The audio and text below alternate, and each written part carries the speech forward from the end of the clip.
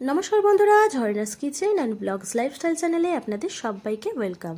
কিভাবে মাছ, মাংস, পেঁয়াজ, রসুন ছাড়া সম্পূর্ণ ঘরোয়া পদ্ধতিতে নিরামিষ পনির বিরিয়ানি বানানো যায় সেই রেসিপি নিয়েই আজকে আমি চলে এসেছি তোমাদের সামনে।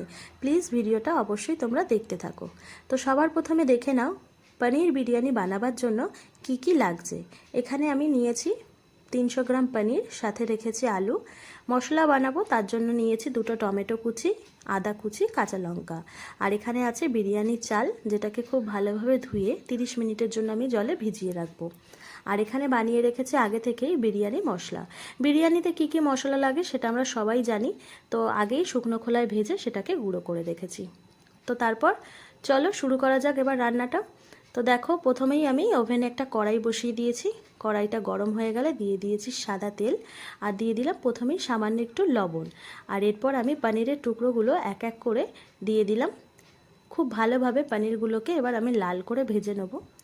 তো বন্ধুরা, যারা নিরামিষ খাওয়া দাওয়া করো, যারা একদম মাছ, মাংস, পেঁয়াজ, রসুন খাওয়া দাওয়া করোই না, আজকের রেসিপিটা তাদের জন্য।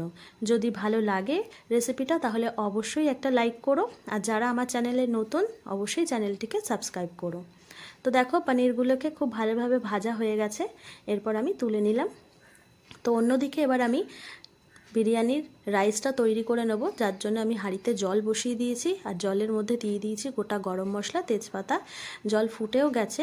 আর অন্যদিকে দেখো, 30 মিনিট চালটাকে ভিজিয়ে রেখেছিলাম, খুব ভালোভাবে ভিজে গেছে। এরপর আমি এই ভেজানো চালটা আমি দিয়ে দিলাম।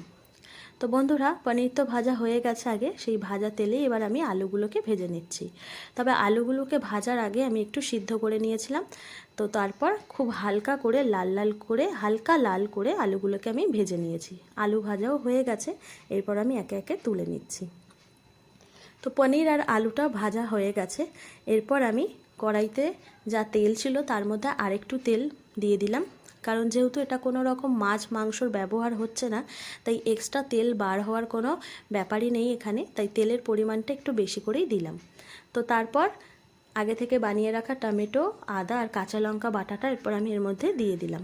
তারপর তেলের মধ্যে খুব ভালোভাবে মশলাটাকে কষাতে থাকলাম, যতক্ষণ না মশলার কাঁচা গন্ধটা চলে যায়।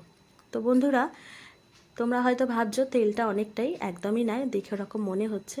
তো অন্যদিকে দেখো, রাইসটা প্রায় হয়ে গেছে, আর 2-3 মিনিট হলেই এটা হয়ে যাবে। নামিয়ে ভাতটা ঝরিয়ে নেব। তো চলো ততক্ষণ দেখে নিই মশলার জন্য আর কি কি গুঁড়ো মশলা আমি ব্যবহার করছি। এখানে নিয়ে নিয়েছি সামান্য হলুদ গুঁড়ো, কাশ্মীরি রেড চিলি পাউডার, সামান্য জিরে গুঁড়ো আর সামান্য ধনে গুঁড়ো।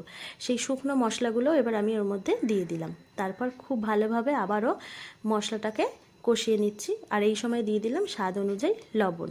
আর বন্ধুরা, আগেও আমি ভাতের মধ্যে লবণটা দিইনি, তাই ঠিক এই সময় আমি ভাতে লবণটা দিয়ে দেবো। কারণ আমার মনে হয় কি, বিরিয়ানি বানাবার আগে, সবার আগেই যদি আমি ভাতের মধ্যে লবণটা দিয়ে দিই তাহলে অনেকটা গলে যায়, তাই আমি ঠিক হওয়ার আগেই একটু দিই। তো দেখো, তারপর দিয়ে দিলাম কিছুটা পরিমাণে টক দই। টক দইটাকে খুব ভালোভাবে ফেটিয়ে মশলার মধ্যে দিয়ে দিলাম।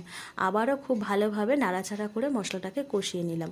আর ঠিক এই সময় দিয়ে দিলাম ভেজে রাখা পনিরগুলো দেওয়ার পরে দিয়ে দিলাম বানিয়ে রাখা বিরিয়ানি মশলাটা 2 চামচ দিয়ে দিলাম।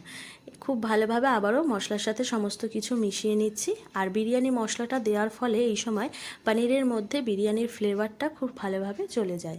আর এরপর দিয়ে দিলাম ভেজে রাখা আলুগুলো, খুব সামান্য হালকা হাতে নাড়াচাড়া করে নিলাম। আর দিয়ে দিলাম অল্প পরিমাণে চিনি। তারপর এটাকে 5 মিনিট এইভাবে ঢেকে রাখলাম। তো বন্ধুরা, রাইসটাও তো রেডি হয়ে গেছে, আর এদিকে বিরিয়ানি বানাবার জন্য পনির আলুটাও রেডি। অন্যদিকে দেখো, যা যা লাগে, কেওড়া জল, গোলাপ জল, মিঠা আতর সবই রেডি করে নিয়েছি একদম হাতের কাছে। আজকে যেহেতু পনির বিরিয়ানি বানাচ্ছি আর পরিমাণটাও অল্প, তাই অন্য কোনো পাত্র আর ব্যবহার করলাম না। এই ফ্রাইং প্যানটাতেই আমি এটার লেয়ারটা বানিয়ে নিলাম। তাই প্রথমেই পনির আর আলুটা অন্য পাত্রে উঠিয়ে এই কড়াইটার মধ্যেই লেয়ারটা শুরু করে দিলাম বানানো। তো সবার প্রথমে দিয়ে দিলাম রাইস, আর তারপরে দিয়ে দিলাম আলু, পনির, কিছুটা গ্রেভি হালকা করে দিয়ে দিলাম ওপর থেকে, পনিরের মধ্যে যে তেলটা ছিল সেটা। তারপর ছড়িয়ে দিলাম ওপর থেকে বিরিয়ানি মশলা, আবারও দিয়ে দিলাম রাইস। ঠিক যেভাবে আমি আগের বিরিয়ানিতে দেখিয়েছি। এর আগেও আমার চিকেন বিরিয়ানি দুটো রেসিপি আমার চ্যানেলে দেওয়া আছে। ঠিক যাভাবে আমি যেভাবে সাজাই বিরিয়ানি বানাবার সময়, এই লেয়ারটা বানাই, ঠিক তেমনভাবেই আমি এখানেও বানাচ্ছি। তো বন্ধুরা, রাইসটা দেওয়ার পরে এক এক করে আবারও পনিরের টুকরোগুলো ওপরেই দিলাম। তারপর সেম প্রসেস একই ব্যবহার করলাম, ওপর থেকে বিরিয়ানির মশলা ছড়িয়ে দিলাম, আর তারপরে দিয়ে দিলাম আবার রাইস, ঠিক এইভাবে।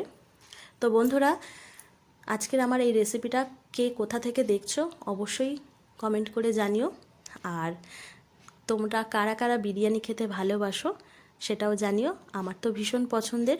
তো এর আগে আমার চ্যানেলে দুবার আমি চিকেন বিরিয়ানি রেসিপি তোমাদের সাথে শেয়ার করেছি। আজকে প্রথমবার আমি নিরামিষ বিরিয়ানি, পনির বিরিয়ানি শেয়ার করছি। অবশ্যই জানিও কেমন হয়েছে, কেমন লাগলো। তো তারপর দেখো, আমি দুধের মধ্যে ফুড কালার, বিরিয়ানিতে যে ফুড কালারটা দেয় সেটা মিশিয়ে রেখেছিলাম, সেটা দিয়ে দিলাম। তারপর গোলাপ জল, কেওড়া জল দিয়ে দিলাম, মিঠা আতর ছড়িয়ে দিলাম, আর সব শেষে ওপর থেকে ঘি দিয়ে ঢাকনাটা এইভাবে বন্ধ করে আমি এটাকে ভাপে বসিয়ে দেবো 20 মিনিটের জন্য মতন। তো বন্ধুরা দেখো, ভাপে বসিয়ে দিয়েছি, খুব ভালোভাবে ভাপটা হচ্ছে। তো আমার তো বিরিয়ানি খেতে খুব ভালো লাগে, তোমাদের কার কার ভালো লাগে সেটা অবশ্যই কিন্তু জানিও। এই প্রথমবার আমি বাড়িতে ভেজ বিরিয়ানি, একদম নিরামিষ পনির বিরিয়ানি ট্রাই করলাম। তো বন্ধুরা দেখো, 20 মিনিট হয়ে গেছে। 20 মিনিট পর তোমাদেরকে দেখাচ্ছি। কি সুন্দর একটা গন্ধ বেরিয়েছে, আর ভাপটাও খুব ভালোভাবে দেওয়া হয়েছে, দমটাও খুব ভালোভাবে দেওয়া হয়েছে।